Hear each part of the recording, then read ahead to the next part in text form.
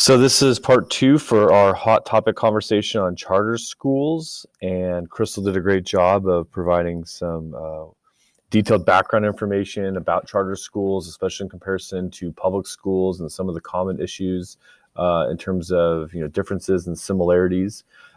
Throughout conversations Crystal and I had, I'm going to present to you some of the kind of pressing topics that we had discussed or come up with as we were trying to kind of figure out a little bit more about charter schools and how they work, not just in our state, but nationwide. So the following slides are going to be examining some of those areas.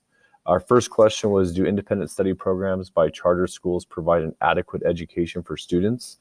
I would say that the jury is really out on if it's an adequate education or not. I think it really comes down to more of a case-by-case basis. Researchers do highlight that a lot of students who are in minority groups or students who are in low socioeconomic areas seem to benefit in a charter school, especially maybe an independent learning educational setting that would be different than, say, a traditional school or a traditional public school setting, that they have seen the achievement gap, close in certain cases there. There's also plenty of cases and data to show that there are lower test scores at many charter schools statewide, that there are students who are not graduating at the high rate as, say, some of the other public schools. So it's really more on a case-by-case basis to who's actually benefiting. But it is shown that there are certain types of students who will benefit from charter schools and specific independent study learning environments, and having these schools available for them is important, even if it's a small percentage. Should charter schools be governed by the same rules for the school district they've been approved to operate under as the other public schools? That was one area of concern, that if a charter is going to be accepted by a school district, then why does it not then have to fall under all the different types of rules set forth by that governing board?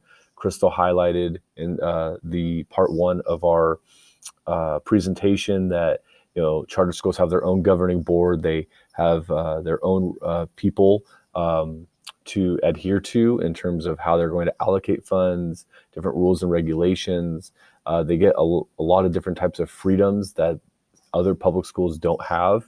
My personal opinion is that charter schools probably should be governed more strictly by the district that they're operating under.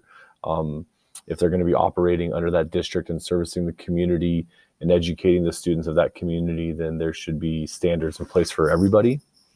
A third question that we looked into was, are charter schools contributing to the communities they serve by providing students with proper civic engagement opportunities?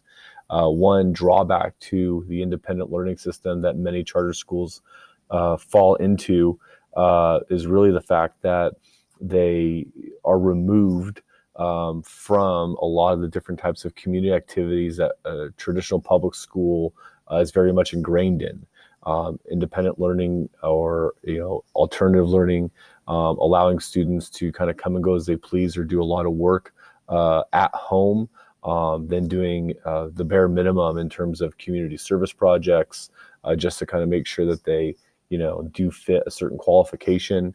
But a lot of charter schools, and specifically the independent study charter schools, a lack of sports, a lack of community involvement, a lack of assisting, say, like the feeder junior high school that goes into a high school, and they miss out on a lot of that. So it is a fair concern that charter schools do operate under the radar, especially in terms of providing civic opportunities for their students who are at the school.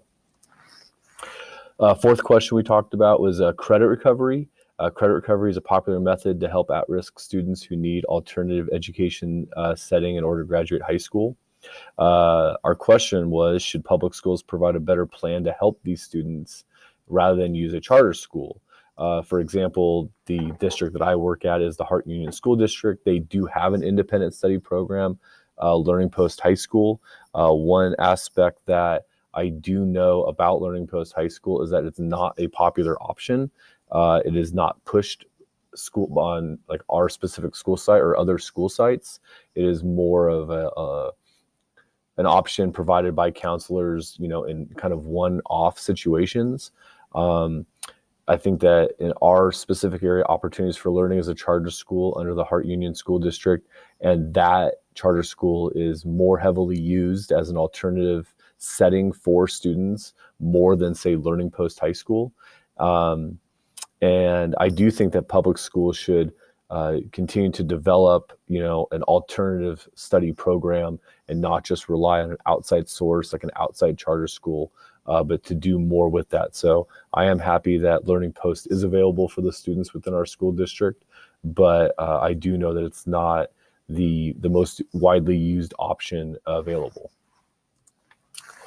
Question 5, charter schools that offer independent study programs year-round are trending to assisting districts with summer school as both an option for credit recovery and get-ahead classes. This problem is allowing students to use summer school services by a charter to manipulate their school schedule at their home public school the following year. Should charter schools be allowed to have students get ahead during the summer session or only offer credit recovery courses?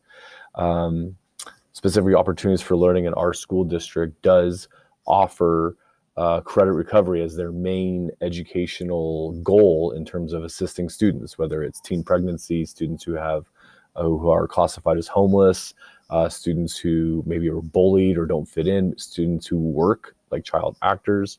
The credit recovery is something that can be very beneficial for those students. The problem that we've seen in our specific school district is that the district office did adopt that students could do get-ahead courses at a charter school, which then they were taking, say, Spanish 2 over the summer in an accelerated independent study program so they could take Spanish 3 a year earlier the next year, or taking, one semester of U.S. history early or 2 semesters of U.S. history over the summer. And getting that off of their schedule so they could either have an open period or they could have another elective.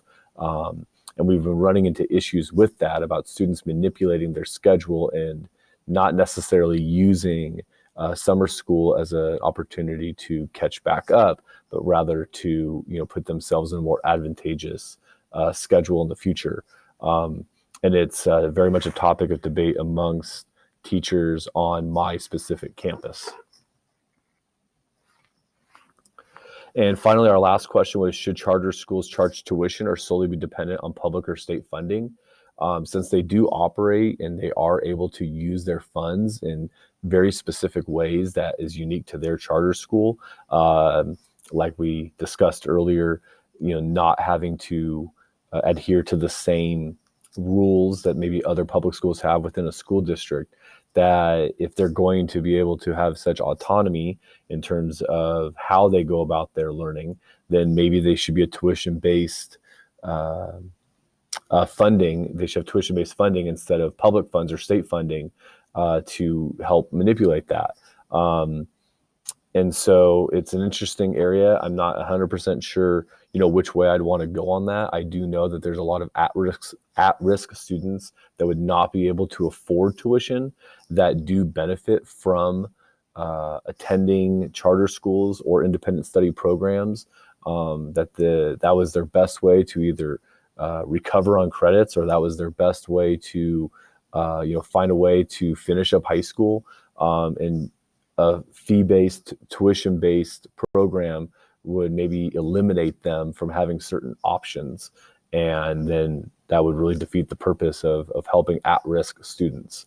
So I'm not sure if that's 100% what should happen, but it is an interesting debate that if you're going to have the ability to call your own shots with your finances, then maybe you should be able to not use then public or state funding.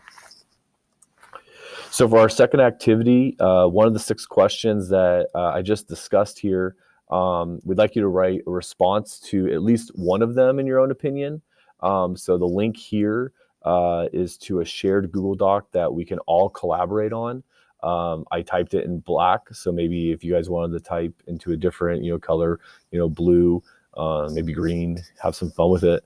That at least maybe all the questions get answered at least once. So go ahead and click on this link. It is open to all of us. We'll all be collaborating on the same document, so then we can get a good idea about different people's opinions on this matter.